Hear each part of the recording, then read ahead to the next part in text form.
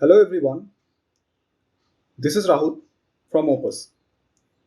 In our previous lesson, we discussed how to conceptualize a mascot and take inspiration from real life objects and various other uh, professions and take features from them and combine them to create a character. So this was our initial sketch to form the idea like what our character shall look like. Now we shall understand how to develop this character even further so that it takes a total human form. So here we will try to draw the character in full figure and try to understand how its mannerisms shall be and how it shall communicate with the person or with the people or the user of the brand. Okay, so let's try figuring it out. So we might take inspiration from this image and its mannerism and its gesture and try to make a figure which would roughly indicate this character's behavior and its mannerism and how it communicates with the persons. So let's try drawing it. So first I will start with the face itself. Okay, and remember it is always advisable that you draw the figure or the character in three-quarter angle. That is, if the person is standing in this, suppose it is his leg and this is his body and it's standing in this angle. So these angles are very interesting and also very appealing to look at. So from here we will try to develop how the character shall look like. So our initial figure face thought of that it shall look somewhat type of a bread. Okay, taking inspiration from the shape of the bread and from the sketch that we have developed. So it he might have a, a larger body like the upper part. Okay, and for the trousers we can think of a kind of pant which is like a regular shape might wear. So in that way, you shall always think like how to develop the character or push it even further so that we start communicating. It starts resembling like it is an actually live character and it has certain movements and mannerism of its own. So here you see I start developing, giving the hands and other features. So it is always, you can always push the figures in the way you want, because here we are trying to develop an imaginary character, not a real life character. So you can take your creative freedom to create the figure as you want. Okay, but it shall be believable and it shall not look very rigid. So as a like in simple terms it might say that the character might look shall look that it can be animated or can be drawn in any postures, or it is like very uh,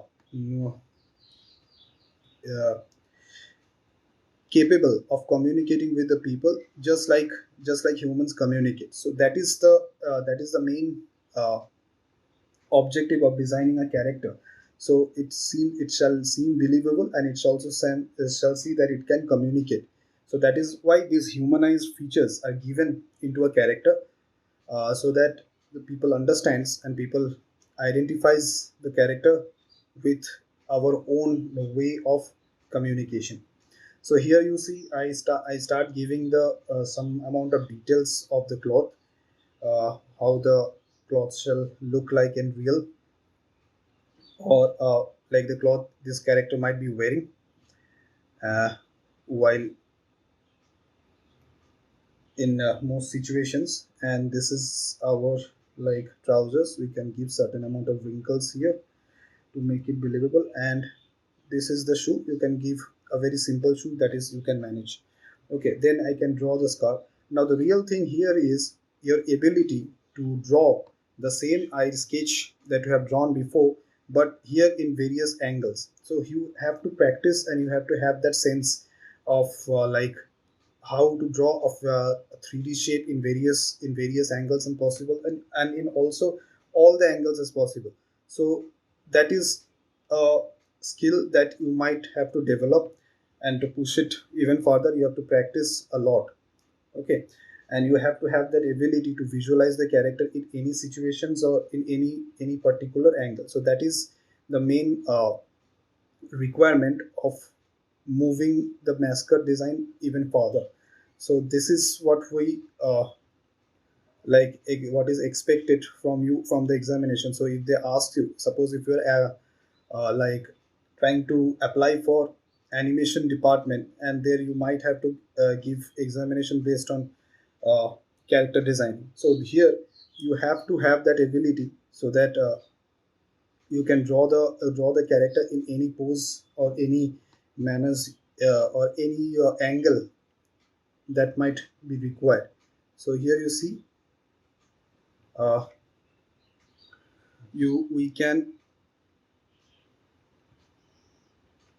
make the eyes just as or in this direction, or we might consider he's looking a little on this side. And to achieve that,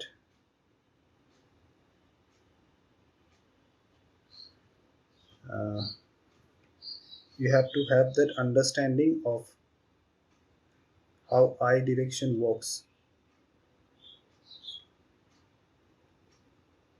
So here we can make the eyeballs this way, so it can give us a direction, like in which way this character is trying to see. So after you add the mouth, then I can add that mustache, which is the one prominent feature of this face. So here you see you I am trying to develop into a very rough manner so that I have the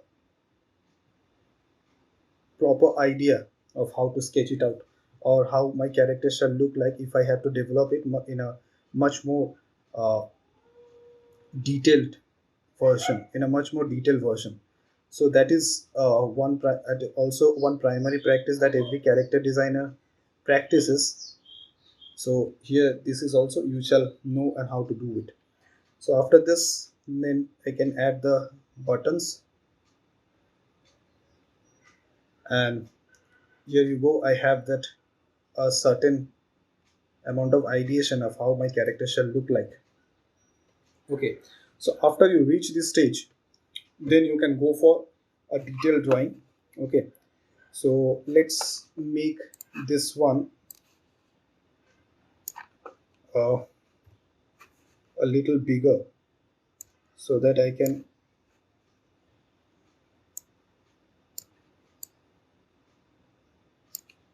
make some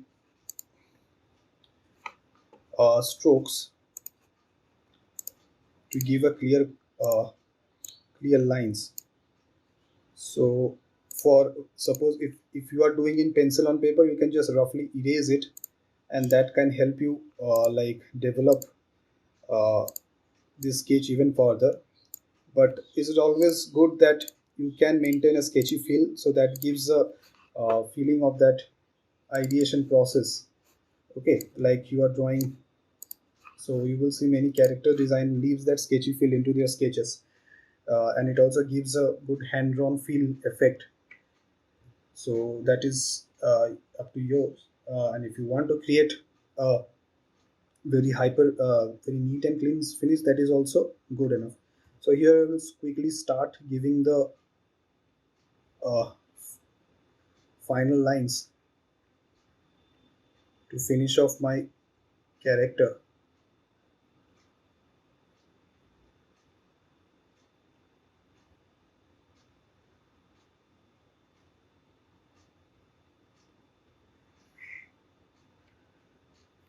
So you see, I give lines wherever it is needed, and sometimes I might give a darker line to indicate, okay, this is where the cloth is folding.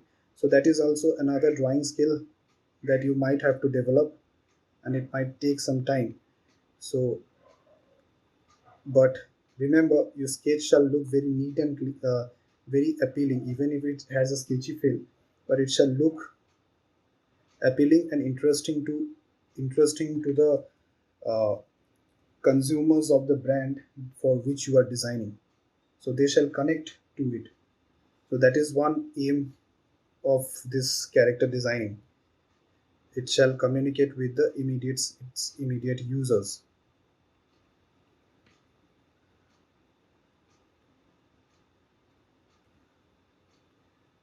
The buttons and some rough lines can also be added to indicate the fold of the cloth. So if your understanding of cloth drawing is clear enough, then you can manage it just like that. So you see, for doing this kind of drawing, you have to have a good idea of a figure drawing. Okay, otherwise it won't be possible. It is also a kind of figure drawing, but here we are drawing in a very simplistic way. Okay, we are simplifying the human anatomy and also some details of the cloth folding so that it becomes feasible to draw a lot of gestures. So that is another features of character drawing, where all the details are mostly simplified for animation and other like purposes, where you have to save a lot of time and draw the character in multiple poses and for multiple purposes. Okay, and also it looks very neat and clean, and most people finds there's those simplified version of the drawing much more easier to read and understand. Okay, so it's not always just about time saving, it's also about how good your character looks.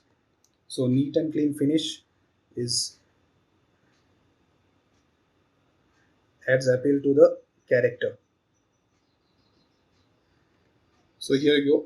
The and last I will go for the uh, eyes and facial features.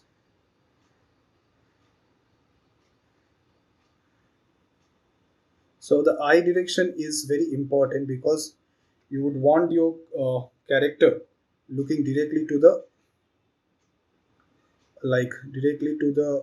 directly to us, like here as you are seeing here. So that is another thing. And even if you can draw the figure well, you have drawn the figure, but your 90% not 90%, but most of the communication will be on the face. So you make sure your face looks very appealing and engaging. So that is also very crucial, and most importantly friendly, uh, because they wants to send a very the brand wants to send a very positive message to the to its uh, users. So those are the features that you might uh, important traits and tips that you might want to keep in mind while developing a character. So after this is done, then I can just quickly add certain colors,